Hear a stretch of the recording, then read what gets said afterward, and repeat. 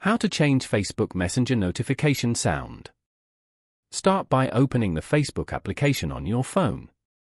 As you can see, you are now in the Facebook homepage where you can view pages and friends' posts. On this page, go to the top right corner and tap on the Messenger icon.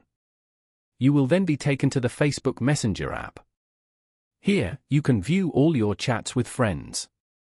Now, go to the bottom right corner and tap on the 3 horizontal bars. Then, go to Settings. Scroll down and tap on Notifications and Sounds. Go to the Notification Preferences section and tap on Text Tone.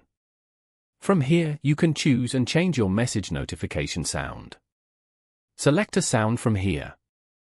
For example, blip. You have now successfully changed the notification sound. Following these steps, you can easily change Facebook Messenger notification sound.